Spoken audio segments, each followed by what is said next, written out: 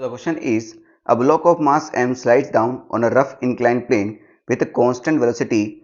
The angle made by the inclined plane with horizontal is theta. The magnitude of the contact force will be. तो आपसे contact force का magnitude पूछा है. सबसे पहले आपको पता होना चाहिए कि contact force होता क्या है. ठीक है, तो सिंपली आप ये जान लें, जो आपका contact force होता है वो रिजल्टेंट होता है किसका? फ्रिक्शन फोर्स का और नॉर्मल फोर्स का. ठीक है, सिंपल सी बात है. तो यहाँ पर रफ सरफेस दे रखा है और ये जो है कांस्टेंट वेलोसिटी नीचे आ रहा है. इसकी वेलोसिटी कैसी है? कांस्टेंट है, यानी इसका एक्सेलरेशन कैसा हो जाएगा?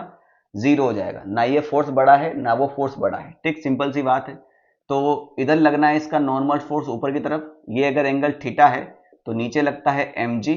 तो हम जाते हैं बेटा, ये वाला एंगल भी थीटा ही होता है, तो ये हो जाएगा mg cos थीटा और ये हो जाएगा mg sin थीटा. अगर ये नीचे आ रहा है तो भैया फ्रिक्शन फोर्स ऊपर की तरफ लगने वाला है.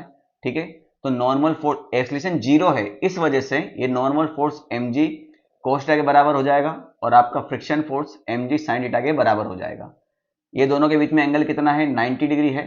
तो सिंपल सी बात है, जो इनका रिजल्टेंट आएगा वो इधर की तरफ आएगा और इनका रिजल्टेंट वापस किसके बराबर हो जाने वाला है? mg का. भाई देख लो ना, दोनों 90 डिग्री पर होते हैं वेक्टर, तो क्या होता है? रूट ए स्क्वायर प्लस बी स्क्वायर.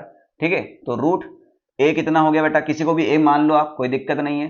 तो ये हो जाएगा mg sin थीटा इसका स्क्वायर प्लस बी कितना हो जाएगा? mg cos थीटा उसका भी स्क्वायर.